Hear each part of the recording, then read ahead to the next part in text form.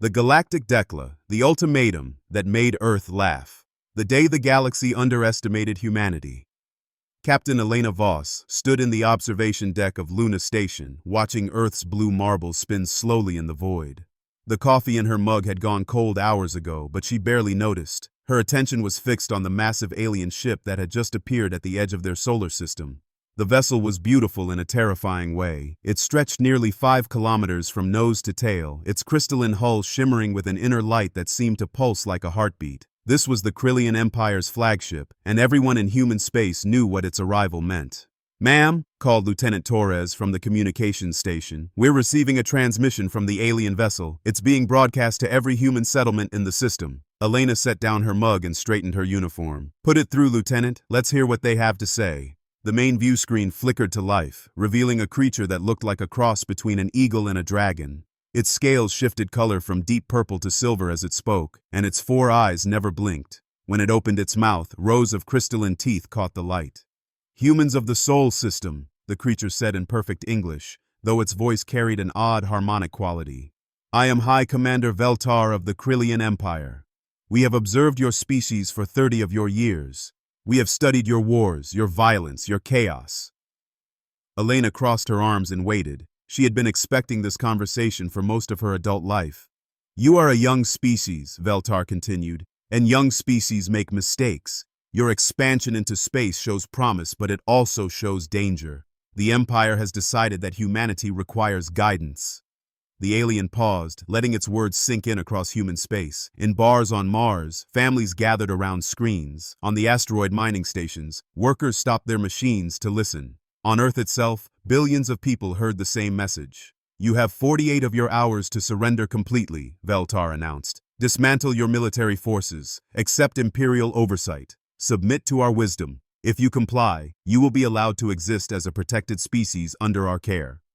Elena found herself grinning. Around the command center, she heard several people chuckling. "If you refuse," the alien continued, "we will be forced to pacify your species by strength. We have conquered 67 worlds, human captain. We know how these conversations end." The transmission cut off, leaving the command center in silence for exactly 3 seconds. Then Lieutenant Torres burst out laughing.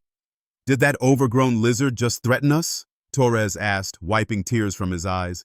"Did he really just tell humans to stop being dangerous?" Elena's grin widened. "Yes, he did. Send the standard response." "Which standard response, ma'am?" Torres asked, though he was already reaching for his console. "The one that makes them think we're just another scared species," Elena replied. "Then activate Operation Sleeping Dragon." Across human space, the response was immediate and coordinated. To any alien observer, it would look like panic. Civilian ships fled toward the outer planets.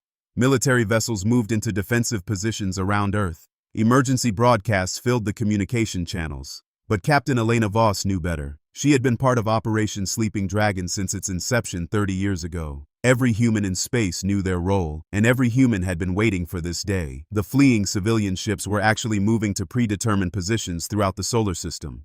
The defensive military formation was designed to look weak while concealing humanity's true capabilities, and those emergency broadcasts were activating sleeper cells and hidden weapon systems that had been 30 years in the making. "Ma'am," called Ensign Park from the sensor station, "I'm reading massive energy signatures from the outer system. The alien ship is calling for reinforcements." Elena nodded. "How many ships?" "At least 200, ma'am, maybe more." Around the command center, the mood shifted from amusement to anticipation. 200 alien warships represented serious firepower, enough to crack planets if used properly. "Any word from Fleet Command?" Elena asked. "Yes, ma'am," Torres replied. "Admiral Kane sends his compliments and asks if you remember the Tau Ceti simulations." Elena's smile became predatory. The Tau Ceti simulations had been war games designed to test humanity's response to exactly this scenario. They had run those simulations thousands of times, refining their strategies until they could fight this war in their sleep.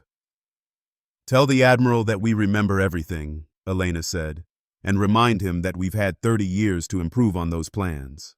On Earth below, something was happening that would have puzzled any alien observer. Instead of cowering in fear, humans were celebrating. In New York, crowds gathered in Times Square, singing songs and sharing stories. In Tokyo, elderly veterans emerged from retirement homes, smiling for the first time in years. In London, pubs filled with volunteers ready to serve however they could. The Krillian Empire had made a fundamental error in their understanding of humanity. They assumed that a species faced with overwhelming force would naturally surrender. They had never encountered a species that had spent its entire evolutionary history facing overwhelming odds and finding ways to win anyway. "Ma'am," Ensign Park reported, "we're getting reports from across the system. All hidden installations are coming online. The asteroid belt mining operations are revealing their true nature." Elena walked to the main view screen and looked out at the stars. Somewhere out there, an alien fleet was preparing to conquer humanity. They probably felt confident in their superior technology and overwhelming numbers. They had no idea what they were walking into.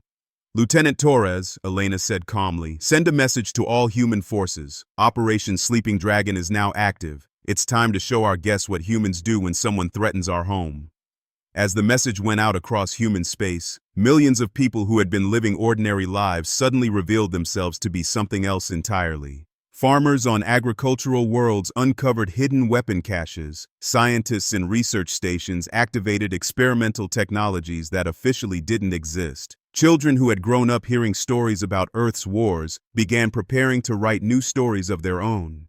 The Krillian Empire had come to conquer a primitive species. Instead, they were about to meet an entire civilization that had been preparing for this fight since the day they first looked up at the stars and wondered who else might be out there. Humanity had always known this day would come. They had spent 30 years getting ready for it. Now it was time to show the galaxy what humans could do when they finally got a worthy opponent. The trap they never saw coming, when hunters became the hunted admiral.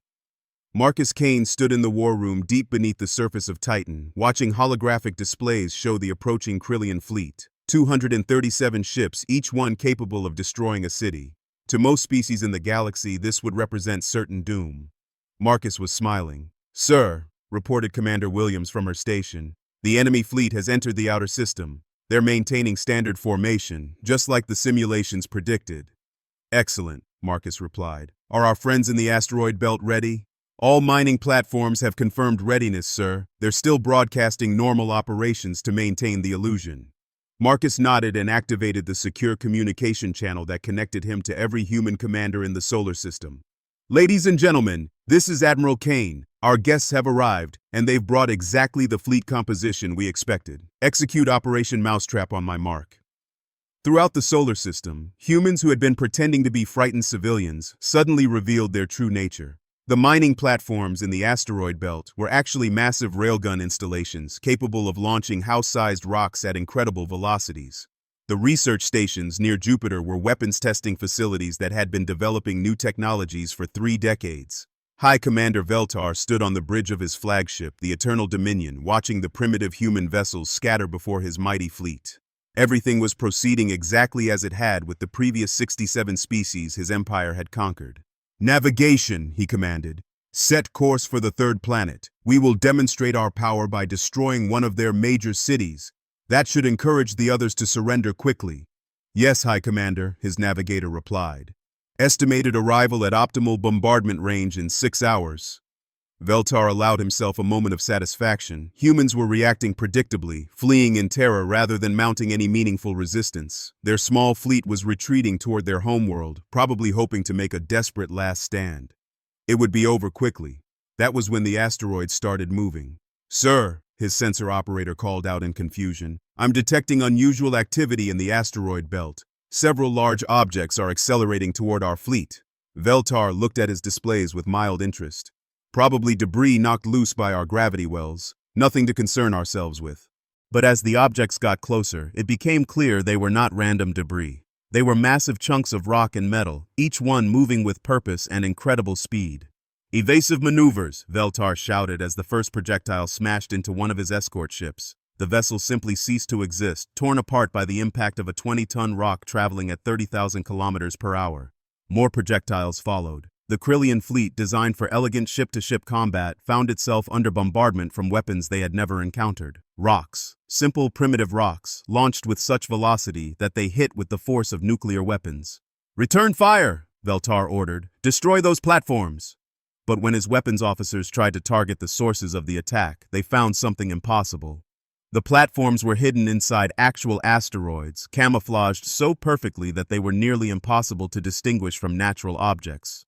Dr. Arya Patel watched the battle from her command center on Ceres, the largest asteroid in the belt. Around her, technicians monitored the performance of Project Wildfire, humanity's secret weapon program. "How are our railguns performing?" she asked her chief engineer. "Better than expected, Doctor," he replied with a grin.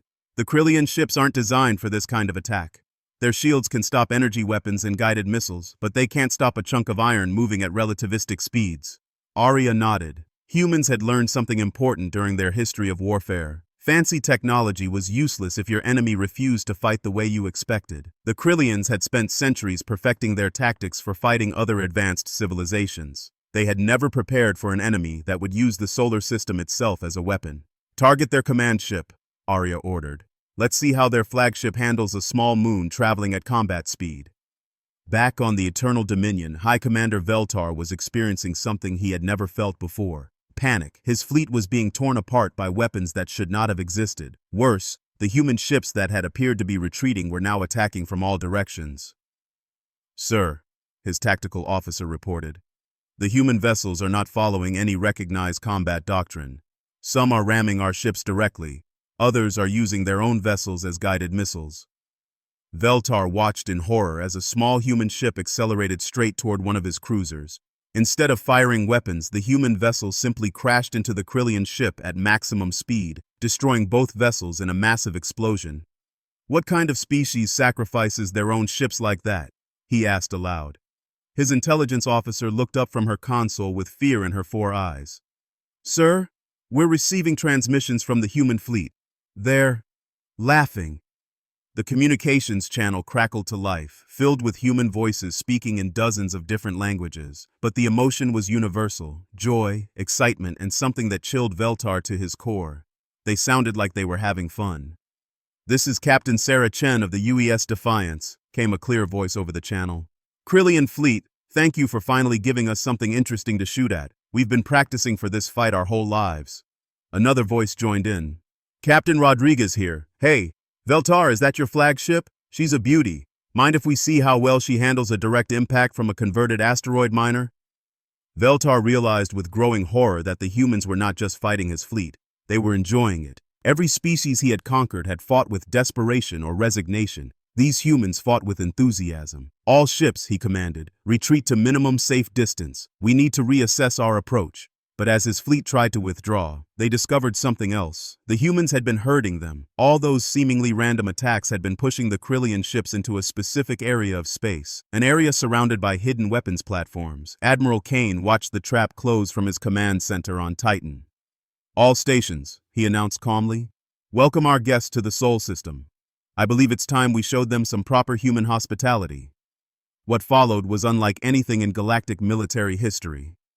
The Krillian fleet found itself caught in a crossfire from weapons they couldn't see, using tactics they couldn't predict, operated by a species that seemed to think warfare was a sport. High Commander Veltar sat in his command chair, watching his mighty fleet being systematically dismantled by creatures he had underestimated. He had come to conquer a primitive species and instead found himself trapped by the most innovative and unpredictable military force he had ever encountered. For the first time in his long military career, Veltar began to wonder if the Krillian Empire had made a terrible mistake. These humans were not like the other species they had conquered. These humans fought like they had been born for war, and worst of all, they seemed to be enjoying every minute of it. Fighting like humans. Do the art of impossible victories. Engineer Jack Sullivan floated in the cramped maintenance shaft of the mining station New Pittsburgh, watching sparks fly from damaged circuits all around him. The Krillian attack had knocked out main power 3 hours ago, but Jack wasn't worried. He had been fixing broken things his entire life, and he wasn't about to stop now. "Talk to me, Sullivan," came Captain Morrison's voice over the comm. "Can you get our weapons back online?" Jack grinned as he spliced 2 power cables together with nothing but wire strippers and determination. "Give me 10 more minutes, Captain. I'm about to show these aliens why you never count out a human engineer." Above him, the station shuddered as another Krillian plasma bolt struck the hull. The aliens had been pounding New Pittsburgh for hours, expecting it to surrender or be destroyed. They had not counted on the creativity of human desperation. Jack finished his repairs and scrambled back to the control room, where Captain Morrison and his crew were coordinating the defense. Through the viewports, they could see the Krillian ships maintaining their bombardment pattern, confident that victory was only a matter of time. Weapons are back online, Jack announced, but I've made a few modifications.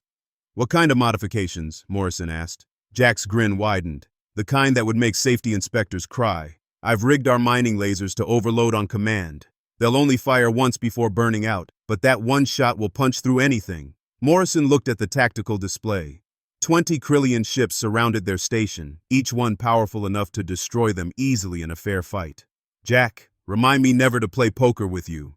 All stations, prepare for emergency power transfer. We're about to show these aliens how miners fight. Meanwhile, across the solar system, Lieutenant Sophia Chen was discovering that war created the strangest partnerships. Her communication station on Europa had become an unexpected beacon of hope for creatures she had never imagined meeting. "This is Refugee Transport Hope's Dream," came a voice over the emergency channel. The translator made the words understandable, but Sophia could hear the fear underneath. "We are Kavorian civilians fleeing Krillian space. Are the humans truly offering sanctuary?" Sophia looked at her captain, who nodded. "This is Europa Station," she replied. "All refugees are welcome here. We'll guide you to safe harbor." The refugee ship that limped into Europa orbit was unlike anything in human databases. Its hull was grown rather than built, with organic curves that suggested its creators thought very differently about technology. When the first Kavorians stepped off their transport, Sophia saw beings that looked like a cross between jellyfish and flowers, with translucent skin that glowed softly in different colors. "We thank you," said their leader, a being whose skin shifted through shades of blue and green as it spoke. "I am Harmony Singer Velnoa. We have heard rumors that humans fight the Empire not for conquest, but for freedom." Sophia smiled. "That's right. We believe everyone should have the right to choose their own destiny." Velnoa's skin brightened to a warm golden color. "This concept choice is new to us. Under the Empire, we were told our purpose was to serve. You say we can choose our purpose? You can choose anything you want," Sophia confirmed. "That's what freedom means." The Kavorian refugees began sharing their stories, and Sophia realized something incredible was happening. These beings had technological knowledge that could help humanity's war effort, but more importantly, they had information about other species under Krillian rule who might be willing to rebel. Captain Rosa Martinez discovered this same phenomenon on the front lines near Mars. Her ship, the Indomitable, had been engaging Krillian patrols for days when they encountered something unexpected, a Krillian vessel that wasn't shooting back. "Unknown human ship," came a transmission in accented but clear English. "This is Sub-Commander Tar Ek of the Krillian vessel Duty's Edge. I request permission to speak with your commander." Rosa exchanged glances with her crew. This could be a trap, but something in the alien's voice suggested otherwise. "This is Captain Martinez. What do you want to discuss?" "I want to discuss the concept your people call choice," Tarek replied. "My crew and I have been monitoring human broadcasts. We have learned things about the Empire that we never knew before." What followed was the most unusual conversation in Rosa's military career. Sub-Commander Tarhek explained that his crew had been questioning their orders since intercepting human communications about freedom and democracy. They had discovered that the Empire had been lying to them about the nature of their conquered species. "We were told that other species begged for Imperial guidance," Tarek said. "But your broadcasts show us recordings of species fighting desperately for their independence. We were told that Imperial rule brought peace, but we have seen the prison camps, the forced labor, the executions." Rosa felt a chill of excitement. If Krillian soldiers were beginning to question their own empire, the war was about to take a very different turn. Back on New Pittsburgh, Jack Sullivan put his engineering modifications to the test. The mining station's improvised weapons fired once, exactly as he had predicted, but that single shot was more powerful than anything the Krillians had expected from a civilian facility. The overloaded mining laser punched straight through the lead Krillian ship's shields and hull, destroying it in a brilliant explosion. The remaining alien ships recoiled in shock, not understanding how a mining station had just one-shot their most powerful escort. "Now that," Jack said with satisfaction, "is how you turn a tool into a weapon. Captain, we're defenseless now, but I've got ideas for the backup systems." Captain Morrison shook his head in amazement. "Jack, when this war is over, I'm recommending you for the greatest engineer award we can find." "Just get me more broken things to fix," Jack replied. "I'm just getting started." The pattern was repeating across human space. Civilians were becoming soldiers, miners were becoming gunners, and engineers were turning everyday equipment into devastating weapons. But more importantly, humanity's message of freedom was spreading beyond their own species. Dr. Maya Rodriguez, broadcasting from a hidden facility on Earth's moon, had been sending cultural programs and political philosophy across the galaxy. Her audience was growing daily as alien species discovered concepts they had never been allowed to explore. "Today, we're discussing the idea of representative government," she said into her microphone, knowing that millions of beings across dozens of worlds were listening. "The principle that leaders should serve the people, not the other way around." Her broadcasts were having effects she never could have imagined. On Krillian worlds, workers were asking why their leaders lived in luxury while they struggled. On conquered planets, resistance groups were using human political theory to organize their rebellions. The Empire had tried to conquer one species and instead found themselves facing a galaxy-wide revolution inspired by human ideals. Commander David Park, leading a strike force near Jupiter, witnessed this revolution firsthand when his ships encountered a mixed fleet of refugee vessels, defecting Krillian ships, and civilian transports all flying together under improvised flags. "This is Admiral-elect Zorhan of the Free Fleet," came a transmission from the lead ship. "We are former Imperial forces who have chosen freedom over tyranny. We request permission to join your fight." David smiled as he looked at the ragtag fleet before him. Alien ships of a dozen different designs, crews who had been enemies days before, all united by a simple human idea, that beings should be free to choose their own destiny. "Welcome to the revolution," David replied. "Let's go show the Empire what happens when free people fight together." The war was no longer just humans versus the Krillian Empire. It had become something much larger and much more dangerous to any tyrannical government. It had become a fight for the soul of the galaxy itself, and humanity was teaching the entire galaxy how to win. Hearts and minds, across the stars, when ideas become weapons. Commander David Park stood in the cargo bay of his ship, watching something that should have been impossible. Humans and aliens were working side by side, sharing technology and tactics as if they had been allies for years instead of strangers who had met in the middle of a war. "The Zenthari pulse rifles can be modified to work with human power cells," explained Engineer Corvani, a being that looked like a walking tree with silver bark. "But the Yavadan shield generators require a completely different approach." Beside him, Sergeant Williams nodded enthusiastically. "No problem. Human engineering rule number 1. If it doesn't fit, make it fit. If it breaks, fix it better than before." David smiled as he watched the impromptu technology exchange. 3 weeks ago, these aliens had been fighting for the Krillian Empire. Now they were helping humanity design better weapons to fight their former masters. The transformation was remarkable. "Commander," called Lieutenant Jackson from the communications station, "we're receiving a priority message from Dr. Rodriguez on Luna. She says her broadcasts are reaching places we never expected." David activated the secure channel. Dr. Maya Rodriguez appeared on screen, her excitement barely contained. "David, you need to see this," Maya said. "We're getting responses from Krillian homeworlds, not the military or the government, but civilian populations. They're asking questions about democracy, about rights, about freedom. Some are even organizing protests." This was beyond anything David had hoped for. When the war began, humanity's goal had been simple survival. Now they were accidentally sparking a galactic revolution. "What kind of questions?" David asked. Maya pulled up a file. "Listen to this transmission from the planet Veltar Prime. Human teachers, we have heard your words about the right to choose leaders. Our current leader was appointed by the Empire 50 years ago.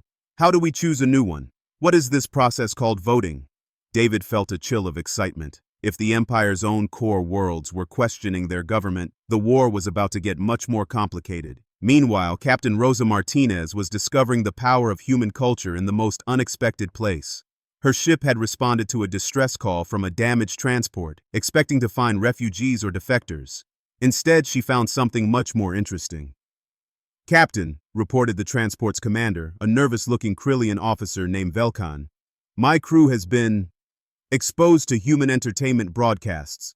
The effect has been most disturbing." Rosa raised an eyebrow. "Disturbing how?" Velkan gestured helplessly. "They have been watching human stories.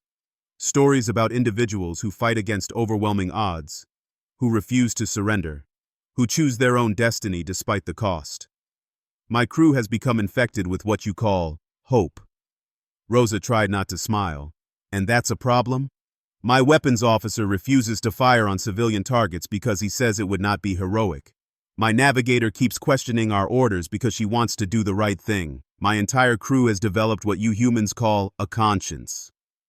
This was exactly what Dr. Rodriguez had predicted. Human stories, human music, human art carried ideas that were more dangerous to authoritarian governments than any weapon. "What do you want from us?" Rosa asked. Velkan looked around at his crew, beings who had served the Empire without question for their entire lives. "We want to learn more about these concepts. Freedom, choice, heroism. We want to understand what it means to be good." Rosa realized she was witnessing something unprecedented in galactic history. An entire enemy crew was defecting not because they were defeated, but because they had been inspired. Professor Chen Wei, working from a hidden facility on Earth, was watching the psychological effects of humanity's campaign with fascination. His team had been studying Krillian culture and social structure for years, looking for weaknesses that could be exploited. "The Empire's entire system depends on unquestioning obedience," he explained to his research team. "But humans have introduced concepts that make unquestioning obedience impossible." "How so?" asked his assistant, Dr. Patel. Chen pulled up a holographic display showing communication patterns across Krillian space. Once someone learns about the concept of individual rights, they start asking why they don't have those rights. Once they understand democracy, they wonder why they can't vote. Once they hear about freedom, they question why they aren't free. The display showed how these ideas were spreading like a virus through the Empire's communication networks. Krillian citizens were sharing human broadcasts, discussing human philosophy, and beginning to organize resistance movements based on human political theory. "We're not just fighting a military war," Chen concluded. "We're fighting an ideological war, and ideologies can't be stopped by weapons." Lieutenant Sophia Chen discovered this truth firsthand when her refugee camp on Europa became something unprecedented. A functioning multi-species democracy, the refugees from dozens of worlds had created their own government, complete with elected representatives and a Bill of Rights based on human documents. "The council has voted," announced Harmony singer Velnoa, the Kavorian who had become the camp's first elected leader. "We will send volunteers to help human forces wherever they are needed." Sophia looked at the assembled refugees with amazement. Beings from species that had been enemies for centuries were working together, united by shared ideals rather than shared biology. "Are you sure about this?" Sophia asked. "Some of you have never been soldiers." A small, furry creature named Piptar stepped forward. His species, the Yazari, had been slaves under the Empire for generations. "We may not be soldiers," he said in his squeaky voice, "but we know what it means to want freedom, and we have learned from humans that wanting freedom is the first step to achieving it." Captain Elena Voss, coordinating operations from Luna Station, received reports that seemed too good to be true. Krillian ships were surrendering without firing a shot. Entire star systems were declaring independence from the Empire. Resistance movements were sprouting on worlds that had been peaceful imperial territories for centuries. "Admiral Kane," she called on the secure channel. "The enemy fleet near Saturn just broadcast a surrender message. They're asking for asylum and permission to join our forces." Admiral Kane's voice carried disbelief. "The entire fleet?" "Yes, sir. Apparently their crews have been listening to our cultural broadcasts. They say they want to fight for the good guys now." This was happening across human space. The Empire's forces were encountering an enemy that didn't just defeat them militarily, but offered them something better than what they were fighting for. The transformation wasn't limited to military forces. On the imperial world of Tarneth, factory workers had organized a strike after learning about labor rights from human broadcasts. On Veltaran Prime, students were demanding access to human educational materials. On the Empire's capital world itself, secret discussion groups were forming to study human political philosophy. Emperor Zarthul sat in his throne room, reading reports that filled him with a cold dread. His empire wasn't just losing battles, it was losing the loyalty of its own people. The humans hadn't just declared war on his military, they had declared war on the very idea of his empire. "How many worlds have declared independence this week?" he asked his aide. 17, my lord," came the trembling reply. "And we're receiving reports of unrest on 43 more worlds." The emperor's claws dug into the armrests of his throne. In 6 months of war, the humans had done more damage to his empire than centuries of military conflicts. They had introduced his people to ideas that made imperial rule impossible to maintain. "Prepare my personal fleet," he commanded. "If I cannot defeat their military, I will destroy their source of these poisonous ideas. I will burn their homeworld to ash and silence their voices forever." But as the emperor made his plans, he failed to understand the most important lesson that humanity was teaching the galaxy. Once people learned they had the right to be free, no force in the universe could make them accept slavery again. The revolution had begun, and it was spreading faster than any fleet could travel. The display showed how these ideas were spreading like a virus through the Empire's communication networks. Krillian citizens were sharing human broadcasts, discussing human philosophy, and beginning to organize resistance movements based on human political theory. "We're not just fighting a military war," Chen concluded. "We're fighting an ideological war, and ideologies can't be stopped by weapons." Lieutenant Sophia Chen discovered this truth firsthand when her refugee camp on Europa became something unprecedented, a functioning multi-species democracy. The refugees from dozens of worlds had created their own government, complete with elected representatives and a Bill of Rights based on human documents. "The council has voted," announced harmony singer Velnoa, the Kavorian who had become the camp's first elected leader. "We will send volunteers to help human forces wherever they are needed." Sophia looked at the assembled refugees with amazement. Beings from species that had been enemies for centuries were working together, united by shared ideals rather than shared biology. "Are you sure about this?" Sophia asked. "Some of you have never been soldiers." A small furry creature named Piptar stepped forward. His species, the Yazari, had been slaves under the Empire for generations. "We may not be soldiers," he said in his squeaky voice, "but we know what it means to want freedom. And we have learned from humans that wanting freedom is the first step to achieving it." Captain Elena Voss, coordinating operations from Luna Station, received reports that seemed too good to be true. Krillian ships were surrendering without firing a shot. Entire star systems were declaring independence from the Empire. Resistance movements were sprouting on worlds that had been peaceful Imperial territories for centuries. "Admiral Kane," she called on the secure channel. "The enemy fleet near Saturn just broadcast a surrender message. They're asking for asylum and permission to join our forces." Admiral Kane's voice carried disbelief. "The entire fleet?" "Yes, sir. Apparently their crews have been listening to our cultural broadcasts. They say they want to fight for the good guys now." This was happening across human space. The Empire's forces were encountering an enemy that didn't just defeat them militarily, but offered them something better than what they were fighting for. The transformation wasn't limited to military forces. On the Imperial world of Tarneth, factory workers had organized a strike after learning about labor rights from human broadcasts. On Velteron Prime, students were demanding access to human educational materials. On the Empire's capital world itself, secret discussion groups were forming to study human political philosophy. Emperor Zarthol sat in his throne room reading reports that filled him with a cold dread. His empire wasn't just losing battles, it was losing the loyalty of its own people. The humans hadn't just declared war on his military, they had declared war on the very idea of his empire. "How many worlds have declared independence this week?" he asked his aide. 17, my lord," came the trembling reply. "And we're receiving reports of unrest on 43 more worlds." The emperor's claws dug into the armrests of his throne. In 6 months of war, the humans had done more damage to his empire than centuries of military conflicts. They had introduced his people to ideas that made imperial rule impossible to maintain. "Prepare my personal fleet," he commanded. "If I cannot defeat their military, I will destroy their source of these poisonous ideas. I will burn their homeworld to ash and silence their voices forever." But as the emperor made his plans, he failed to understand the most important lesson that humanity was teaching the galaxy. Once people learned they had the right to be free, no force in the universe could make them accept slavery again. The revolution had begun, and it was spreading faster than any fleet could travel. Welcome to Akul.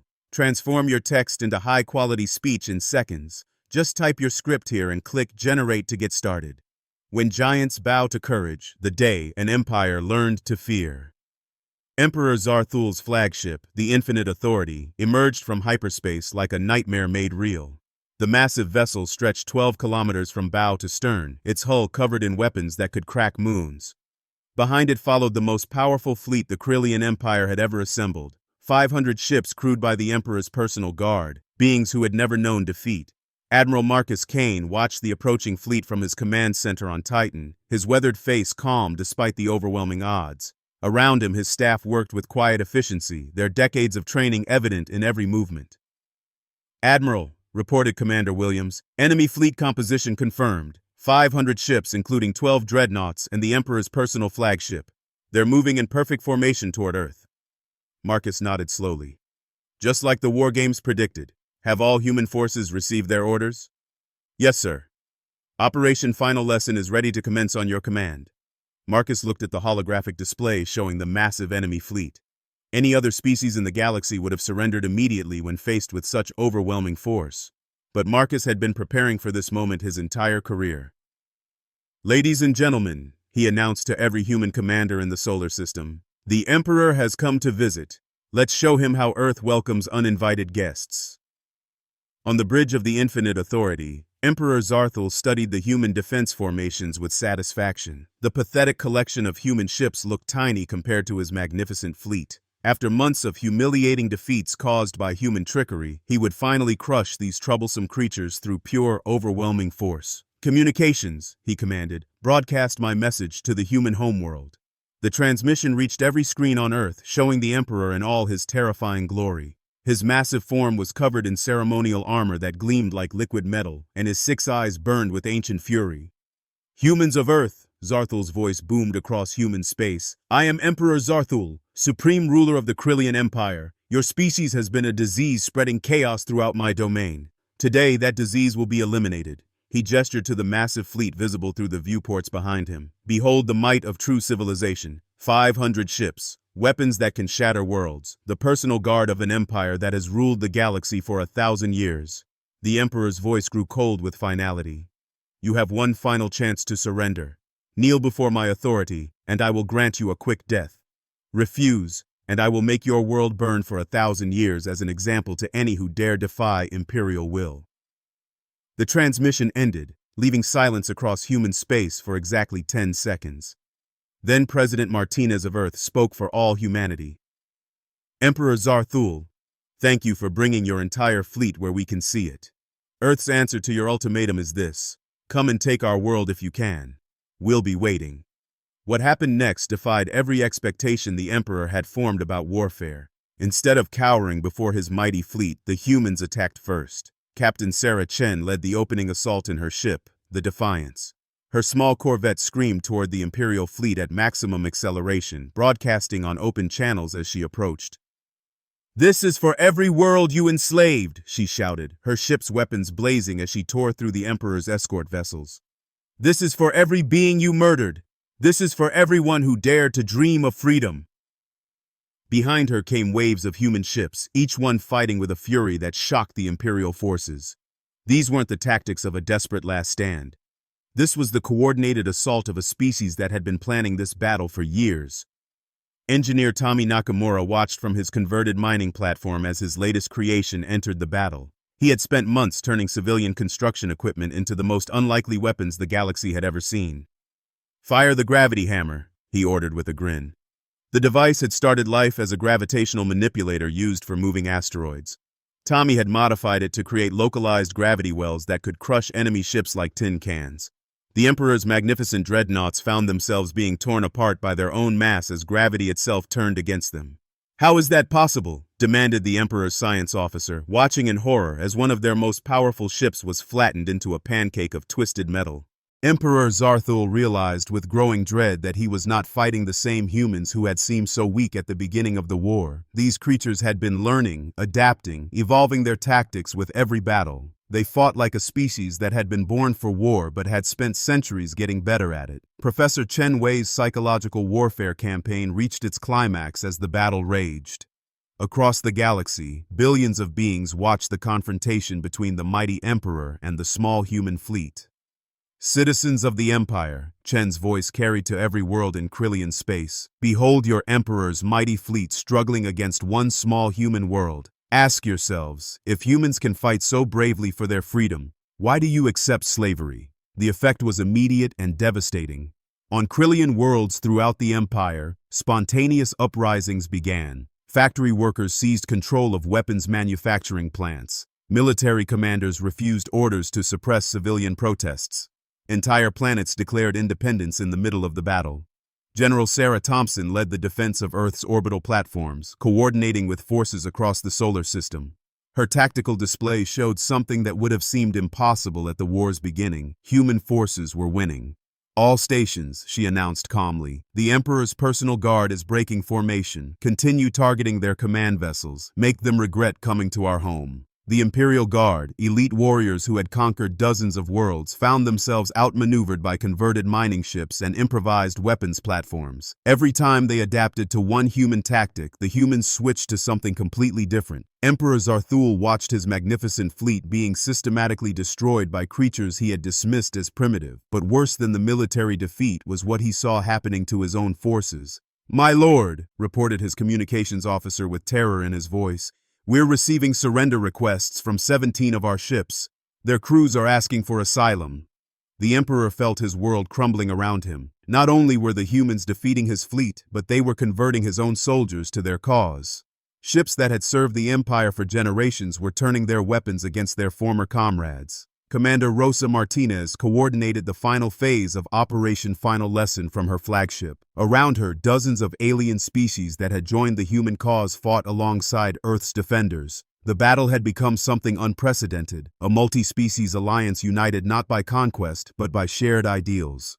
"All allied forces," she broadcast, "execute final maneuver. Let's show the Emperor what happens when free people fight together."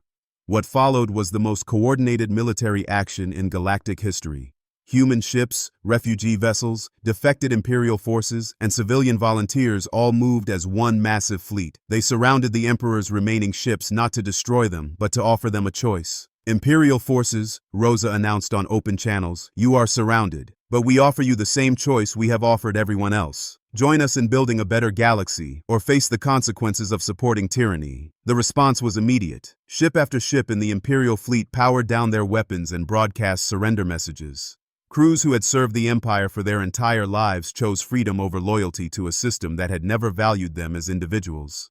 Emperor Zarthul found himself alone on his flagship, surrounded by human forces but not yet defeated. In a final act of desperate rage, he prepared to activate his ship's doomsday weapon, a device that could destroy the entire Sol system. But as his claw reached for the activation control, his own bridge crew stopped him. "My lord," said his eldest officer, a being who had served the Empire for 60 years, "we cannot do this. These humans have shown us what we could become. They have shown us that there is another way." The Emperor stared in shock as his own personal guard, warriors who had sworn absolute loyalty to his person, chose humanity's cause over his orders. Admiral Kane's voice came over the communication channel, calm and respectful despite everything that had happened. "Emperor Zarthul," Marcus said, "your fleet is defeated, your empire is in rebellion, and your own crew has abandoned you. But we offer you the same thing we offer everyone else, a chance to build something better. Will you take it?" For the first time in his 1,000-year reign, Emperor Zarthul faced a choice between his pride and his people's future. As he looked around at his crew, beings who had served him faithfully for decades but now looked at him with hope rather than fear, he realized that the humans had done something impossible. They had won the war without destroying their enemies. They had conquered through inspiration rather than force, and they were offering him the chance to be part of something greater than any empire. The Empire's Last Stand. When surrender becomes victory. General Sarah Thompson stood in the ruins of what had once been the most powerful throne room in the galaxy. The Imperial Palace on Veltaran Prime had been abandoned by its guards, surrendered by its defenders, and opened by its own servants. Now it served as the headquarters for the most unlikely army the galaxy had ever seen. "General," reported Colonel Martinez, "the last Imperial stronghold on Sector 7 has just declared independence. Their commanding officer is requesting membership in the Free Worlds Alliance." Sarah nodded, still amazed by how quickly the Empire was collapsing from within. 3 massive battles were raging simultaneously across 3 different star systems, but they weren't battles in any traditional sense. They were mass defections disguised as military conflicts. Engineer Tommy Nakamura's voice crackled over the communication system from his position near the Veltaran shipyards. "Sarah, you need to see this. The Imperial fleet construction crews have not only joined our side, they're actively sabotaging any ships still loyal to the old Empire." Sarah activated the holographic display to see what Tommy was describing. Across the massive shipyards that had once built the Empire's war machine, Krillian workers were welding doors shut on Imperial vessels, disconnecting weapons systems, and in some cases simply refusing to fuel ships that might be used against the rebellion. "This is incredible," Sarah murmured. "They're not just switching sides, they're making sure their former comrades can't continue fighting." The transformation was happening everywhere. On the mining world of Kethvar, Talarian slaves had seized control of the extraction facilities and were now providing resources to the Free Worlds Alliance. On the research planet Zixara, Krillian scientists were sharing their most advanced technologies with human engineers. Captain Elena Voss coordinated the space battles from her mobile command ship, watching 3 separate Imperial fleets simultaneously surrender to forces that were technically smaller and less well-armed. "Captain," reported Lieutenant Torres, "the 3rd Imperial Fleet has just broadcast a message. They're asking for instructions on how to properly surrender. Apparently their admiral wants to make sure he follows proper human protocols." Elena couldn't help but laugh. "Put him through." The view screen showed Admiral Kethvarn, a massive Krillian who had served the Empire for over a century. His voice carried a strange mixture of relief and nervousness. "Human Captain," he said formally, "I am Admiral Kethvarn of the 3rd Imperial Fleet. We wish to surrender our forces to your command, but we have never surrendered before. Could you please explain the proper procedure?"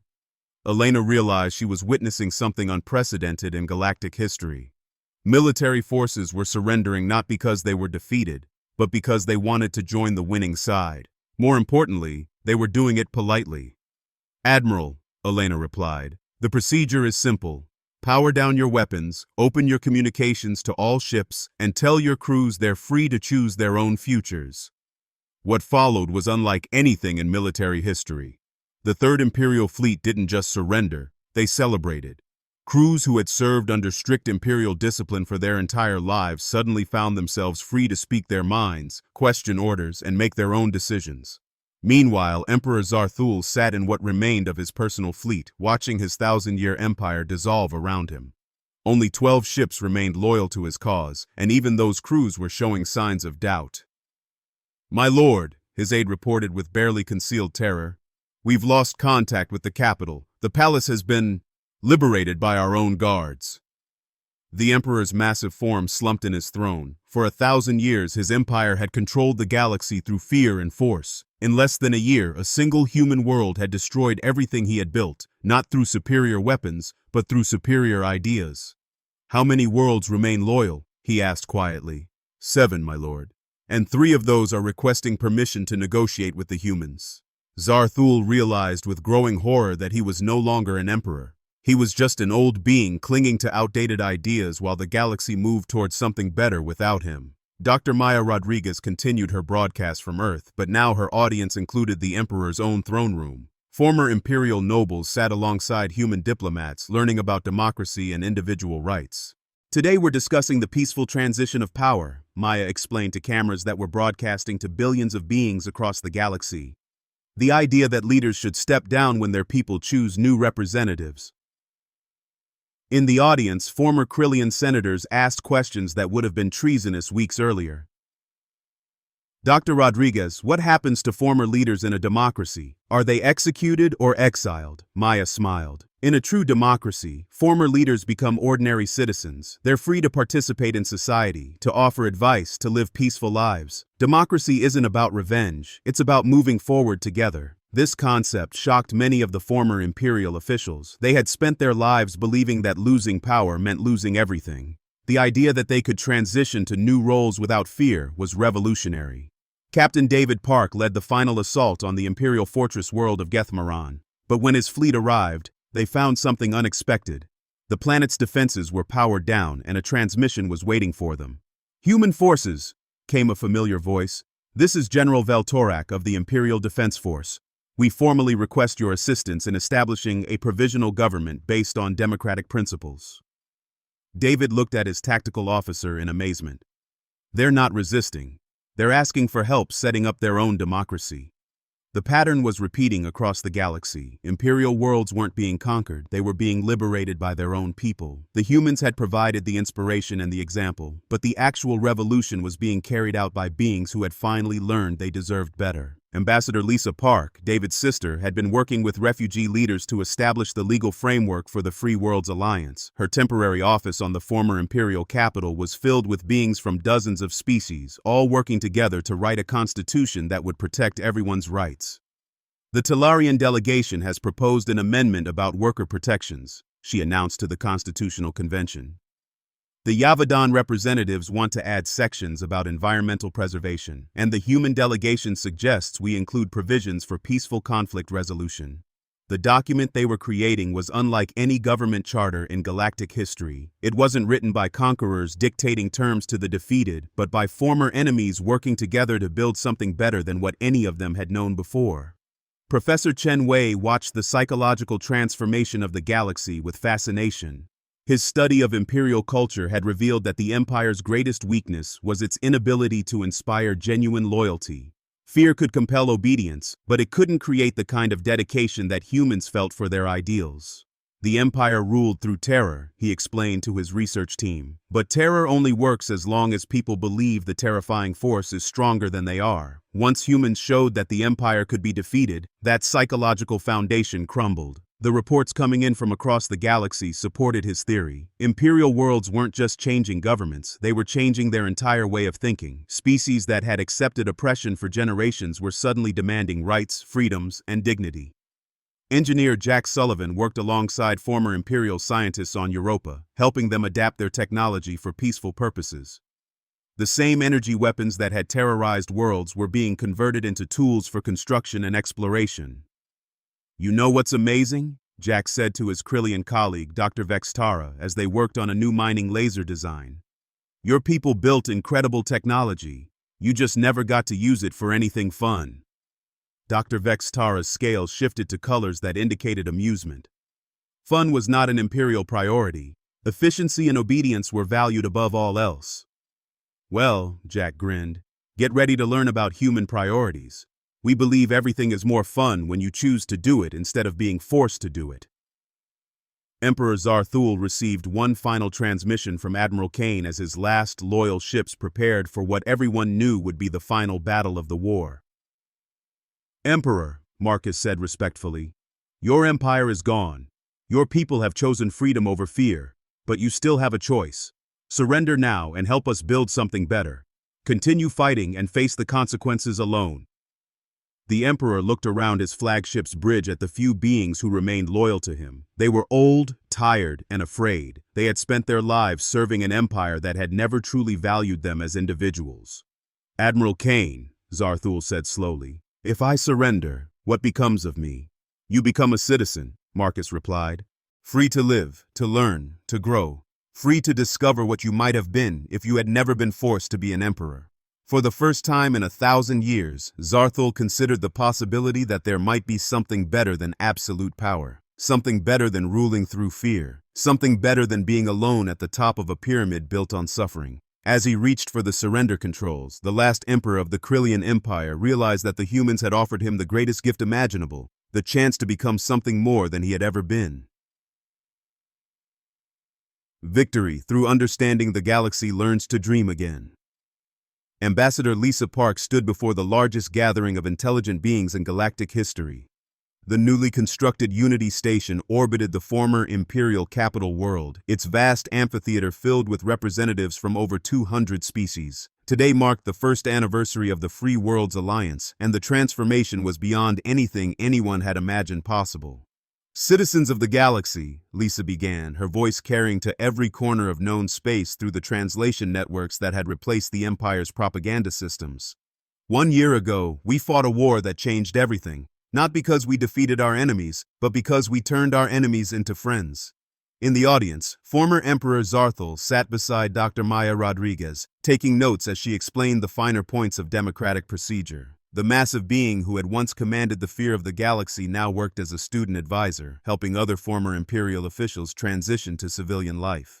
Captain Elena Voss watched the ceremony from the observation deck of Luna Station, which had been converted into the galaxy's first multi-species university. Through the viewports, she could see ships from dozens of worlds docked together, their crews sharing knowledge and friendship instead of weapons fire. "Captain," reported Lieutenant Torres, who had been promoted to head of interspecies communication, "we're receiving enrollment applications from 3 new species. They want to join our engineering exchange program." Elena smiled. The same ingenuity that had helped humanity win the war was now being used to solve problems across the galaxy. Human engineers worked alongside Krillian scientists, Talarian architects, and Yavadan environmentalists to build a better future for everyone. Engineer Tommy Nakamura had established the galaxy's first collaborative technology center on Ceres. His latest project involved former Imperial weapons designers working with human artists to create the most beautiful and functional space habitats ever conceived. "You know what I love about this job?" Tommy said to his team of mixed-species engineers as they reviewed plans for a new colony ship. "We're not building weapons anymore. We're building homes, schools, hospitals, places where families can grow and children can dream." His Krillian colleague, Engineer Vexamara, nodded enthusiastically. "On my homeworld, I was required to design more efficient planet-killing weapons. Here, I am designing gardens that can grow in space. The difference in purpose creates difference in joy." Dr. Arya Patel, who had once directed humanity's secret weapons programs, now ran the galaxy's foremost medical research facility. Former Imperial bioweapons labs had been converted into centers for healing, and the results were remarkable. "We've made more advances in medicine this year than the Empire managed in a century," she reported to the Alliance Medical Council. "When scientists work together instead of in competition, when they share knowledge instead of hoarding it, miracles become commonplace." Commander David Park served as the Alliance's military coordinator, but his job was unlike any military position in galactic history. Instead of planning battles, he coordinated disaster relief efforts, exploration missions, and peaceful interventions in conflicts between worlds that were still learning to resolve differences through negotiation. "Commander," reported Captain Martinez, "the Helix Nebula colony is requesting assistance with their terraforming project. They're having trouble with atmospheric processors." David smiled. "Send the engineering corps, and make sure they include some former Imperial atmospheric specialists. This is exactly the kind of problem that benefits from multiple perspectives." Professor Chen Wei had established the Galaxy Institute for Cultural Exchange, where beings from different worlds could learn about each other's histories, art, and philosophies. His most popular program was Human Studies, where aliens learned about the strange species that had accidentally started a galactic revolution. "What made humans different wasn't superior technology or greater strength," he explained to a mixed-species class. "What made the difference was our belief that everyone deserves the chance to choose their own destiny." A young Krillian student raised her claw.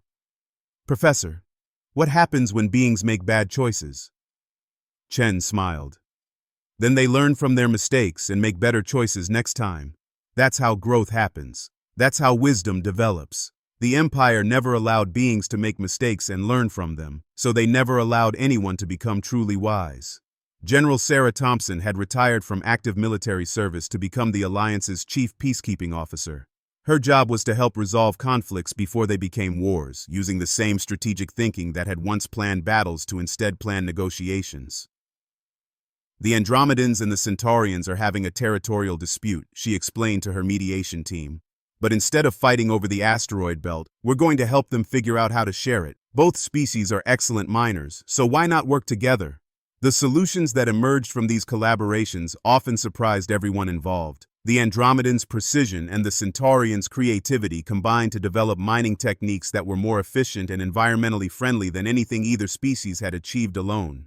Captain Rosa Martinez commanded the Alliance Exploration Fleet, a joint venture between former enemies who now work together to discover new worlds and contact new species. Her flagship crew included beings from over 30 different worlds, all united by curiosity and the desire to explore. "Captain," reported her Talarian science officer, "we're detecting signs of intelligent life in the Omega sector. The signals suggest a pre-spaceflight civilization." Rosa nodded thoughtfully. "Prepare the first contact protocols. And remember, we're not here to conquer or control. We're here to offer friendship and let them choose their own path."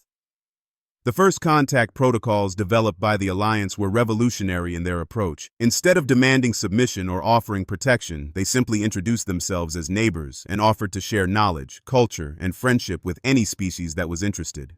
Admiral Marcus Kane, now Director of Alliance Defense, watched the daily reports with satisfaction. Military incidents were becoming increasingly rare as more species learned to resolve conflicts through dialogue. When force was necessary, it was used only to protect the innocent and was always followed by efforts to address the underlying causes of conflict. "Admiral," reported his aide, "the pirate attacks in the Outer Rim have completely stopped. The last raider group just requested asylum and asked to join the Merchant Marine training program." Marcus chuckled. "Even pirates prefer honest work when they're given the chance to choose." Dr. Maya Rodriguez continued her educational broadcasts, but now she had help from colleagues across the galaxy. former imperial propaganda specialists worked alongside human teachers to create programs that encouraged critical thinking, creativity, and cooperation. Today we're discussing conflict resolution, Maya announced to her galaxy-wide audience. How do we handle disagreements without violence? How do we find solutions that work for everyone? Her co-host, former Imperial Information Minister Veltok, nodded enthusiastically. In the old empire, conflicts were resolved by whoever held the most power. In the Alliance, conflicts are resolved by whoever has the best ideas. Engineer Jack Sullivan had opened a technical school on Europa where beings from across the galaxy learned to fix, build, and improve the technology that connected their worlds. His philosophy was simple. If everyone knew how to repair things, then nothing would stay broken for long. The universe is full of problems, he told his mixed species class of students.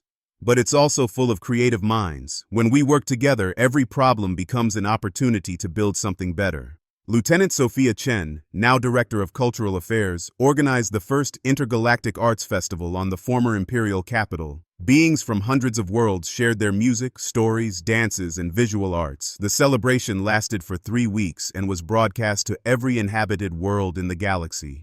Art is the language that everyone understands, Sophia explained to the festival's opening ceremony. When we share our creativity, we share our hopes, our dreams, our vision of what the universe could become. The festival's highlight was a collaborative symphony performed by musicians from 50 different species.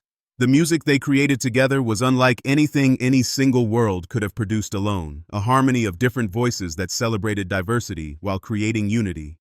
As the anniversary celebration concluded, Ambassador Lisa Park delivered the closing address to the gathered representatives. Behind her stood a symbol that had become the emblem of the Alliance, a circle of hands from different species, all reaching toward the stars. 1 year ago, Lisa said, humanity faced extinction. Today, we celebrate not just our survival, but our transformation. We discovered that the greatest victory is not defeating your enemies, but helping them become your friends. Emperor Zarthul, now known simply as Citizen Zarthul, stood and spoke for the first time at a public gathering since his surrender. I ruled an empire for 1,000 years, he said, his voice carrying across the silent amphitheater. I commanded the fear and obedience of billions of beings, but I was never truly powerful until the day I learned to choose peace over conquest, cooperation over control, friendship over dominance. The applause that followed came from beings who had once been enemies, now united in their commitment to building a galaxy where every individual could choose their own destiny. Captain Elena Voss looked out at the stars from her observation deck, watching ships from 100 worlds traveling freely through space that had once been divided by empire and fear. Children who had grown up during the war were now attending schools together, learning that differences were something to celebrate rather than fear. In the end, humanity's greatest gift to the galaxy wasn't their technology or their military tactics. It was their belief that everyone deserved freedom, that everyone had value, and that everyone could grow beyond what they had been. The war was over. The empire was gone. The galaxy had learned to dream again, and in those dreams, anything was possible.